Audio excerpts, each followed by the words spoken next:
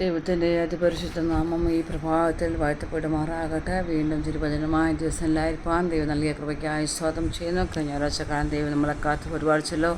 അനർത്ഥങ്ങൾ നോക്കിയും ദൈവം വിടുവിച്ചല്ലോ. ഇന്നത്തെ ചിന്തയ്ക്കായി യേശയ്യാപ്രവചനം 58-ാം അധ്യായം അതിൻ്റെ 8-ാമത്തെ വാക്യം. അപ്പോൾ നിൻ്റെ വെളിച്ചം ഉഷസ് പോലെ പ്രകാശിക്കും, നിൻ്റെ മുറിവുകൾക്ക് വേഗത്തിൽ പൊറുതി വരും, നിൻ്റെ നീതി നിനക്ക് മുമ്പായി നടക്കും, യഹോവയുടെ മഹത്വം നിൻ്റെ നിൻ്റെ പിമ്പടയായിരിക്കും. അപ്പോൾ നീ വിളിക്കും. എൻ്റെ 9-ാമത്തെ വാക്യം. അപ്പോൾ നീ വിളിക്കും, യഹോവ ഉത്തരമരുളും, നീ നിലവിളിക്കും, ഞാൻ വരുന്നു എന്ന് അവൻ അരുളി ചെയ്യും. സ്വർഗീയ പിതാവേ, നല്ല സമയത്തിനായി സ്വാഗതം ചെയ്യുന്നു. വചനമായ തൃപാദത്തിലായിരിക്കുന്നല്ലോ കർത്താവേ, നീ വചനത്തെ കൂടി ഞങ്ങൾ സംസാരിക്കുമാറാകണമേ എന്ന് പ്രാർത്ഥിക്കുന്നു. കർത്താവേ, എൻ്റെ വചനത്തിൻ്റെ ആഴം ഞങ്ങളെ മനസ്സിലാക്കി തരണമേ. അതിന് ക്രമീകരണം പ്രാപിപ്പാൻ ഞങ്ങളെ സഹായിക്കണം. യേശു നാം തന്നെ ആമേ. സ്തോത്രം. യെശയ്യാപ്രവാചകൻ്റെ പുസ്തകത്തിലെ ചില വചനങ്ങളാണ്. അപ്പോൾ നിൻ്റെ വെളിച്ചം ഉഷസ് പോലെ പ്രകാശിക്കും, നിൻ്റെ മുറിവുകൾക്ക് വേഗത്തിൽ പൊറുതി വരും, നിൻ്റെ നീതി നിനക്ക് മുമ്പായി നടക്കും, യഹോവയുടെ മഹത്വം നിനക്ക് പിമ്പടയായിരിക്കും. സ്തോത്രം. അപ്പോൾ എപ്പോൾ. അതിൻ്റെ മേലോട്ടുള്ള വാക്യങ്ങൾ നമ്മൾ വായിക്കാം. ഹല്ലേലൂയ. അതിൻ്റെ 6-ാമത്തെ വാക്യം. അന്യായ ബന്ധനങ്ങളെ അഴിക്കുക, നുകത്തിൻ്റെ അമിക്കരകളെ അഴിക്കുക, പീഡിതനെ സ്വതന്ത്രമായി വിട്ടയക്കുക, എല്ലാ നുകത്തെയും തകർക്കുക, ഇതല്ലയോ എനിക്ക് ഇഷ്ടമുള്ള ഉപഹാസം. Praise the Lord. യെശയ്യാ പ്രവാചകൻ ഹല്ലേലൂയ. 58:1 പറയുന്നുണ്ട്, ഉറക്ക നിലവിളിക്ക് അടങ്ങിയിരിക്കരുത്, കാഹളം പോലെ നിൻ്റെ ശബ്ദം ഉയർത്തി എൻ്റെ ജനത്തിന് അവരുടെ ലംഘനങ്ങളെ, യാക്കോബ് ഗൃഹത്തിന് അവരുടെ പാപങ്ങളെയും അറിയിക്കുക.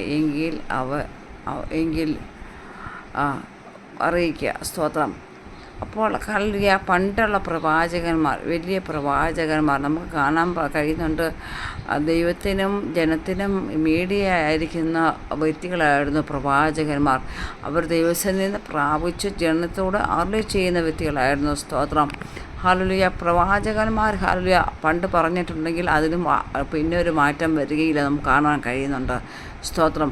അപ്പോൾ ഇവിടെ യെശയ്യാ പ്രവാചകൻ പറയുകയാണ്, ഉറക്കെ നിലവിളിക്കുക, അടങ്ങിയിരിക്കരുത്, അത് കാഹളം പോലെ നിൻ്റെ ശബ്ദം ഉയർത്തി എൻ്റെ ജനത്തിൻ്റെ ലംഘനത്തെയും യാക്കോബ് ഗൃഹത്തിൻ്റെ അവരുടെ പാപങ്ങളെയും കുറിച്ച് അറിയിക്കുക. അപ്പോൾ ജനം തെറ്റിപ്പോയിട്ടുണ്ടെങ്കിൽ, പാപം ചെയ്തിട്ടുണ്ടെങ്കിൽ ഒരു പ്രവാചകനെ അയച്ച് അത് മുമ്പായി പാപം ചെയ്യുന്നതിന് മുമ്പേ അല്ലെങ്കിൽ പിമ്പെയോ അല്ലെങ്കിൽ അത് വിളിച്ച് പറഞ്ഞ് അവർക്ക് പാപബോധം വരുത്തുക എന്നുള്ളത് ഹല്ലേലൂയ പണ്ടുള്ള പ്രവാചകന്മാർ ചെയ്തിരുന്ന കാലഘട്ടമായിരുന്നു. അപ്പോൾ അങ്ങനെ നാം താഴേക്കുള്ള വചനത്തിൽ കാണുവാൻ കഴിയുന്നുണ്ട്. വായിച്ചു വരുമ്പോഴാണ് എങ്ങനെയാണ് ഉപവാസം എന്ന് പറയുന്നത് എന്താണ് എന്ന് പറയുന്നുണ്ട്. നിങ്ങൾ എങ്ങനെയാണ് ഉപവസിക്കേണ്ടത്, ആത്മദവനം എന്ന് പറയുന്നത് എന്താണ് ഒക്കെ നമുക്കിവിടെ കാണുവാൻ കഴിയുന്നുണ്ട്. അപ്പോൾ ഇവിടെ 6-ാമത്തെ വാക്യത്തിൽ പറയുന്നുണ്ട്. നമ്മൾ 8-ാമത്തെ വാക്യമാണല്ലോ മെയിനായിട്ട് വായിച്ചത്. ഹല്ലേലൂയ. സ്തോത്രം. അപ്പോൾ അപ്പോൾ എന്ന് പറയുന്നതിൻ്റെ മെയിനായിട്ടുള്ള അത് എപ്പോൾ എന്നാണ് നമ്മൾ ചിന്തിക്കുന്നത്. അന്യായ ബന്ധനങ്ങളെ, കാരണം നമ്മുടെ ജീവിതത്തിൽ നാം ദൈവമില്ലാത്ത വല്ല ബന്ധനങ്ങളും നമ്മുടെ ജീവിതത്തിൽ നാം കൊണ്ടുവന്നിട്ടുണ്ടെങ്കിൽ നാം അവയെ അഴിക്കണം. സ്തോത്രം.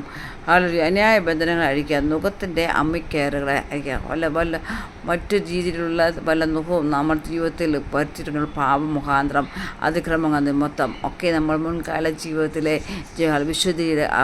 അവിശുദ്ധിയായിട്ട് നടന്നിട്ടുണ്ടെങ്കിൽ അതൊക്കെ നമ്മുടെ ജീവിതത്തിൽ ഒരു വലിയ നുഖമായി തീരുവാൻ ഇടയായിത്തീരും, അന്യായ ബന്ധനങ്ങളായി തീരുവാൻ ഇടയായിത്തീരും.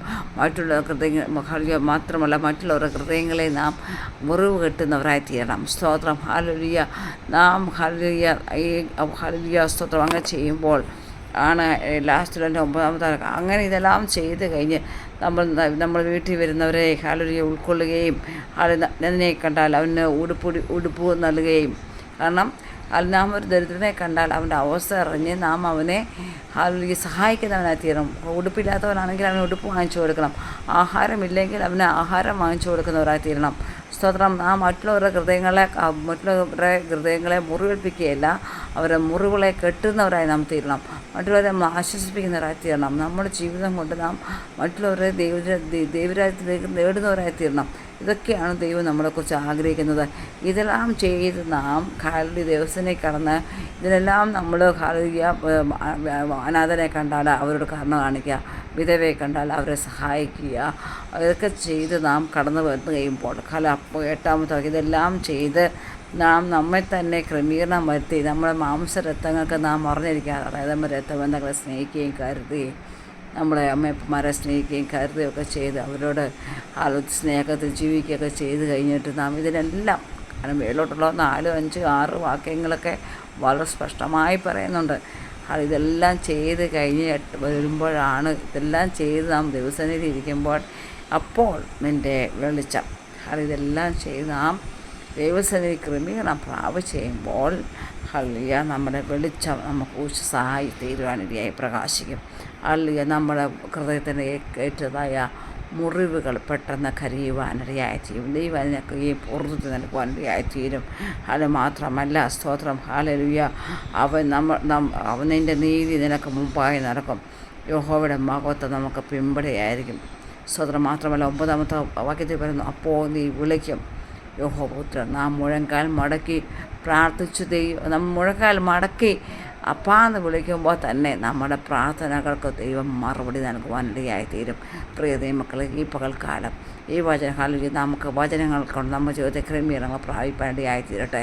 നമ്മെ തന്നെ നമുക്ക് ശോധന ചെയ്യാം. സ്തോത്രം, ഹല്ലേലൂയ. അനേകം മുറിവുകൾ കിട്ടുവാൻ ഹല്ലേലൂയ നമ്മുടെ ജീവിതത്തിൻ്റെ ക്രമീകരണം പ്രാപിച്ചെടുത്ത് അത് ആ മുഴങ്കാൽ മടക്കുമ്പോൾ തന്നെ നമ്മുടെ നിലവിളികൾക്കും നമ്മുടെ പ്രാർത്ഥനകൾക്കും ദൈവം മറുപടി നൽകുവാൻ ഈ വചനങ്ങൾ നമ്മളെ സഹായിക്കട്ടെ. God bless you.